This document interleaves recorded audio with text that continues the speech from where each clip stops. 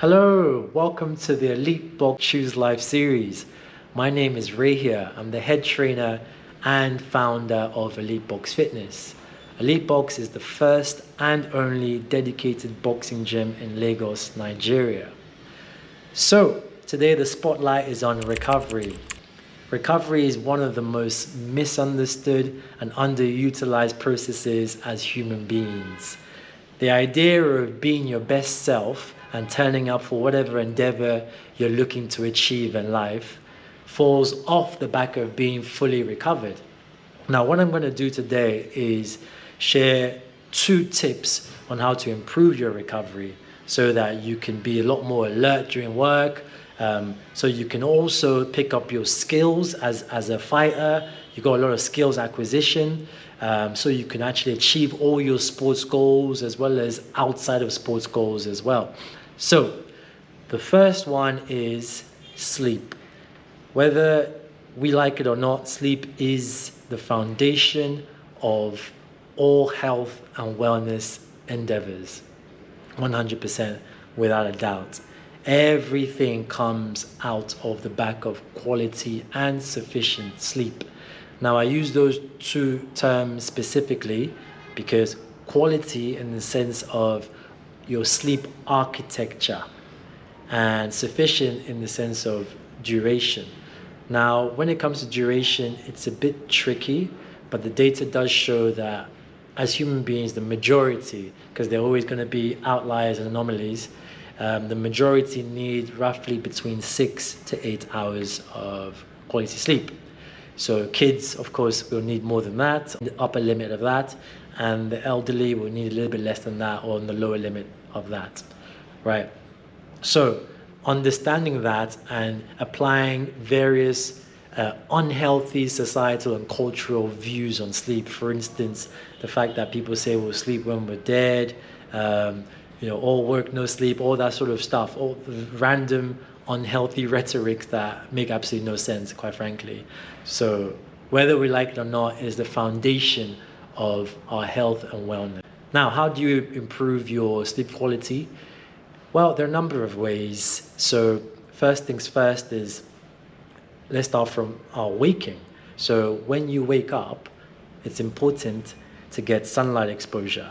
So for some people who work shifts and don't typically do 9 to 5s, you will need to get your light exposure via an artificial way.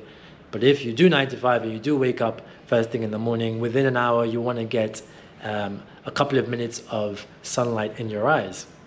Now, in terms of the protocols, you're looking at, because in Nigeria we were blessed with sun, or at least in Lagos we are, it's not going to take you that long. You're looking at between 2 to 10 minutes, depending on how much time you have.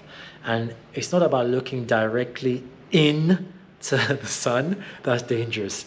Look at it, of course, with a panoramic view. That's what you want to do, not focused on the sun. That's just going to destroy your eyes, right? So please, let's be very sensible about that.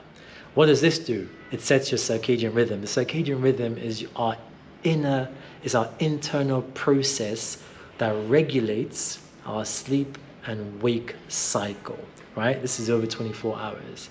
So by getting that light exposure in the morning, you're actually improving your chances of having a better night's sleep, because it's signaling to the body it's time to be alert, awake, and work now. And it suppresses melatonin. Melatonin is released as a response to darkness. So the melatonin is now released a little bit later in the day at the appropriate time. That's one of the benefits of actually getting this light exposure. And of course, there are hormonal benefits in terms of sunlight exposure. It increases your testosterone, increases your estrogen. So even from a sporting performance, it's a massive natural performance enhancer as well. Why? Because it sets you up with a larger amount of testosterone. And if you don't know what testosterone does in the sports and athletic field, what it does is that it changes your relationship with effort, right? So effort starts to feel good. That's what it does. And that's why a lot of people who fail drug tests and have high level of testosterone, that's why they're getting it. It makes effort feel good. Okay, so that's one side done.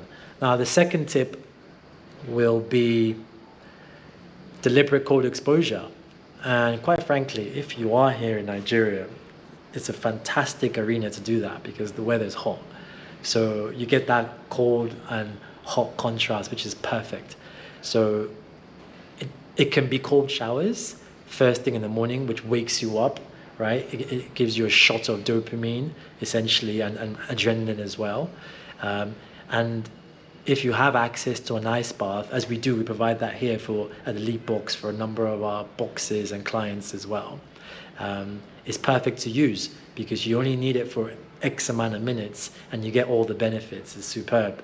So, of course, you can always reach out, for guidance on these particular protocols and things along those lines. I'm very happy to help and make suggestions and tell you, what's what.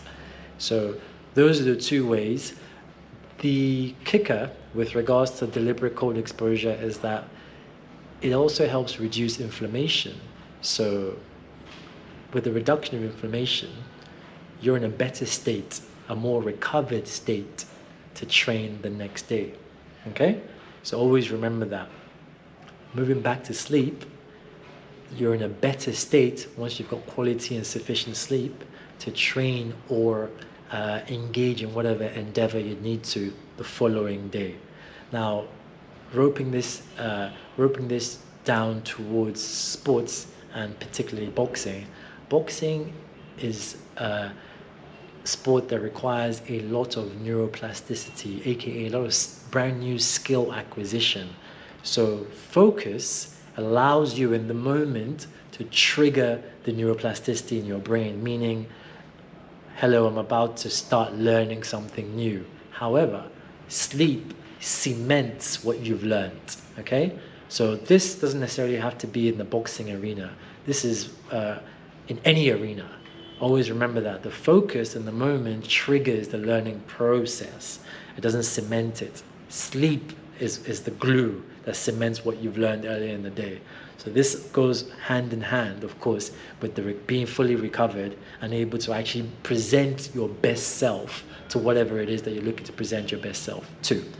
So I hope that's very clear. If you do have questions, suggestions, or comments, please pop that in the comments. I welcome your questions as well because it does inform future episodes and things along those lines.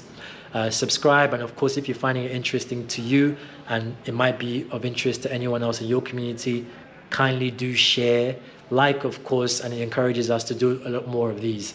So thank you very much. I'll be back with a couple more tips. Thank you.